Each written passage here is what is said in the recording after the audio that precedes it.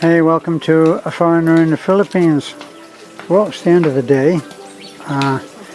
Not very much more in terms of light. The sun's gone down, and this is a time, the coolest time. This is when our beloved Nanay does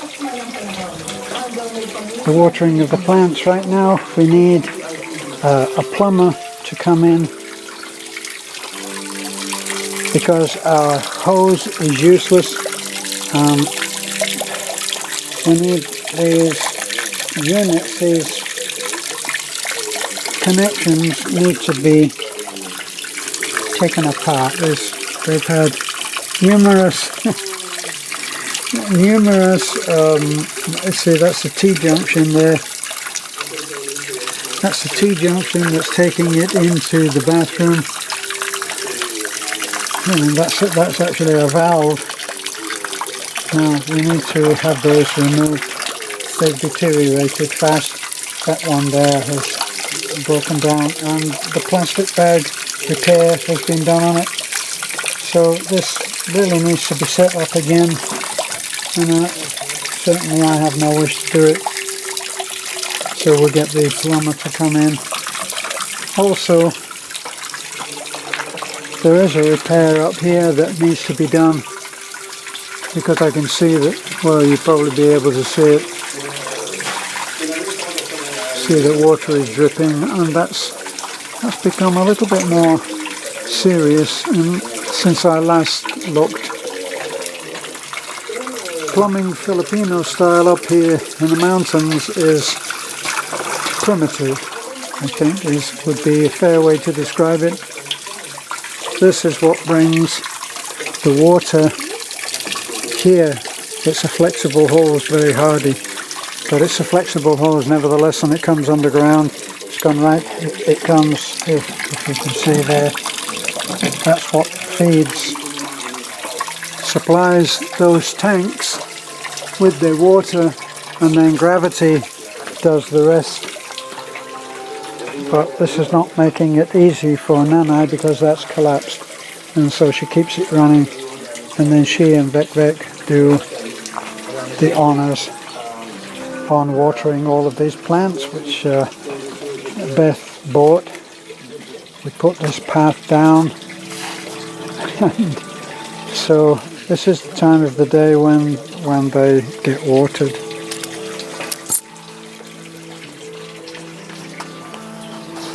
Here's Turtle, who decided for a change. Turtle, what? You're talking a lot. What's in there? Maybe a toad. She had a big adventure. She brought a prize into us of a sparrow, which she was holding captive in her mouth. I'm always amazed at how cats, many times I found this, have taken a prize, being the predators that they are. They take a prize and they hold it in the mouth without killing it. They don't chomp right down. So she came in and she brought her prize of a little sparrow.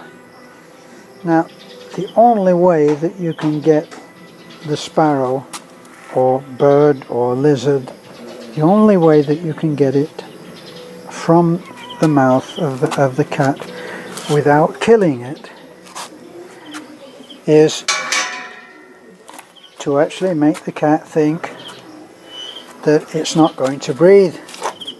So you have to hold the cat.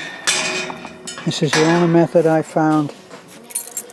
You hold the poor cat and you hold it tightly around the neck, and then when it gets uncomfortable, he or she will let go of the prize. Then I brought the little bird out here, and it seemed to be dead, but I stood over here and I was actually trying to find a place where I could lay the little sparrow, where I could lay him down, and he suddenly took off like an arrow and just disappeared in the trees. But straight, no fluttering around. He got away from captivity in the fastest way that he could and put as much flying time between me and, well, between him and me. So he had survived the attack very well. A little bit of shock probably, but he's doing good now. And we got the threesome. These are 3 pals. Ryder was very good pal with Turtle, and then we introduced Yaya, and Yaya likes to sniff Turtle's butt the same as Ryder does, so I guess everybody's happy. And there's Poggy, and he's helping one of the other dogs by grooming it. These are yard dogs. Poggy has started coming to see me more these days when I'm working. He comes into the house. Ah yes, there's a full service going on there.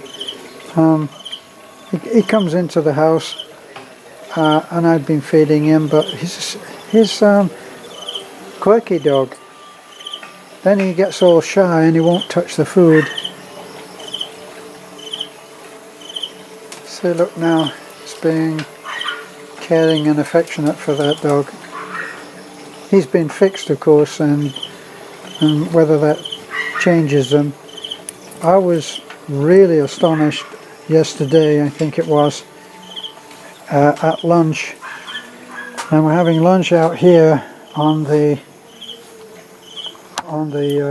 deck, right? We're having lunch here, sitting, and we were having, I think, chicken, which means chicken bones, and I called Bogey over specially to give him the chicken bone that I had. Usually somebody gets something, but if there's 3 or 4 or 5 dogs around, it can get very hairy. Well, Basha tried to take the chicken bone, and he tried to take it from Poggy. And boy, I've never seen such a lightning put down. Basha very quickly learned that this was not the thing to do, and Poggy, who I always think of as a real pudding, you know, showed that he was not. He was very, very fierce. It made me think that I should be much more careful about putting my face too near to dogs. They can turn very, very quickly. Okay, well, thanks for being with me. That's a little look around as I just locked up the house from working, and I'm about to go home. This is our guest house home at the moment, and the dogs will be out here for a little while. Now in about 5 minutes the mosquitoes will descend here, and it won't be the place to be. And bye for now.